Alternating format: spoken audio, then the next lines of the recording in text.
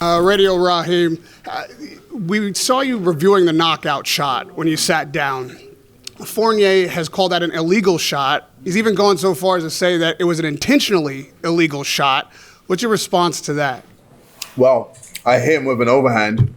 He came through trying to survive, right to the body. He's trying to grab hold of me, and then I gave him a right hook.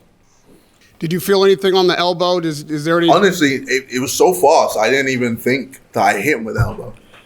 They were asked about it. They pretty much brushed it aside. They've denied the elbow.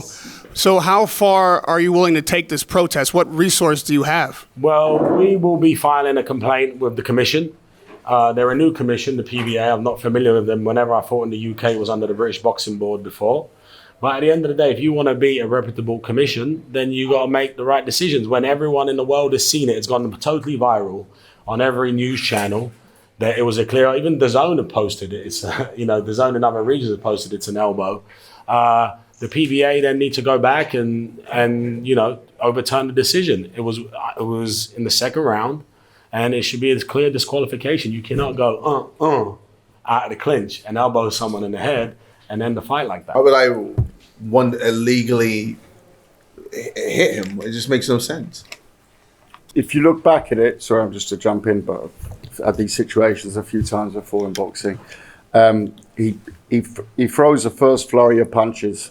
Fournier steps back, clearly those have rocked him. He comes in, and yes, there's a right hand that goes over. You can see the best shot is if you look behind the head. You see when the fist goes past the chin, the head moves. So the movement has been caused initially by the punch. Yes, there's a follow through. You can see it's not an elbow, actually, it's more of a forearm that comes across it.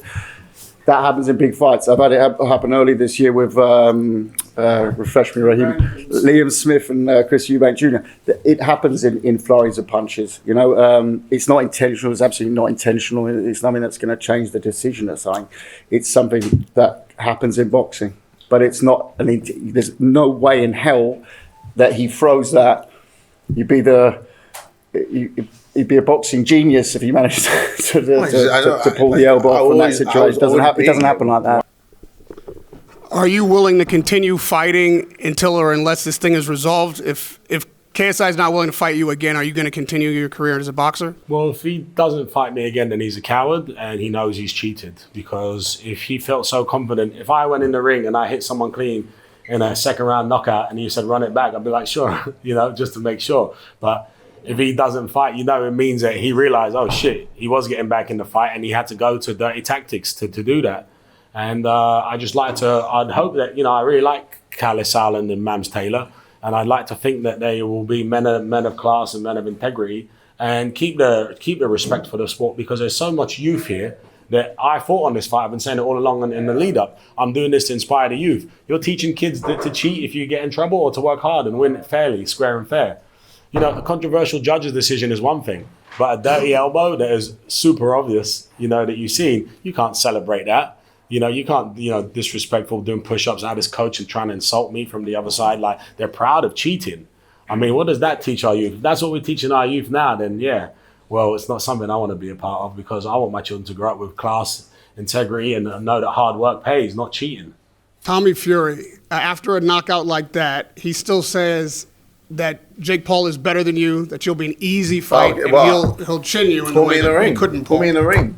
Bro, a lot of times, Jake Paul hit with an overhand, and bro, Tommy just ate it. Jake Paul ain't got power like me, bro. I'm different.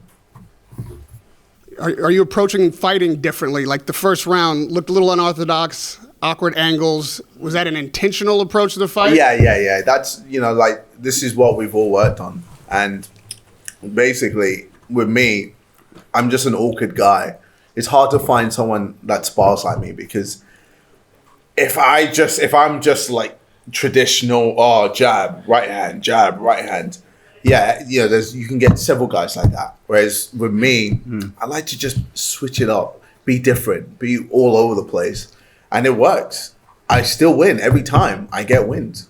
JJ, Salt Papi is probably the second most popular Misfits boxer. Obviously, he took his first loss tonight. What are your thoughts on that? Have you had an opportunity to speak with him? Yeah, I mean, Andy Taylor just did his thing, man. The tactics were perfect with Andy Taylor. I think with Salt Papi, he should have asked for more rounds, man.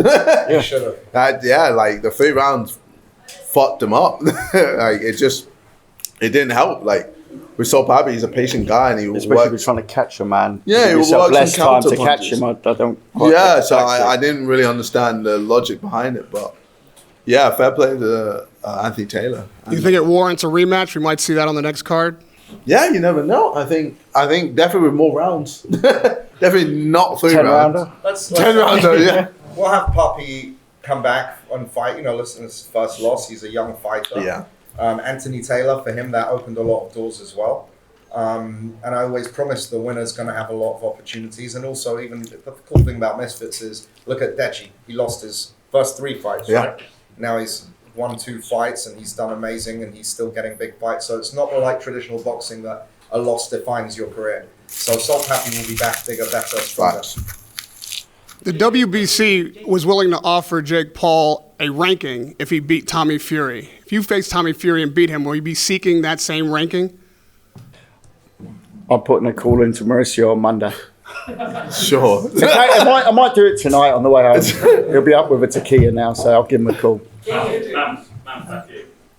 Good question. KSI and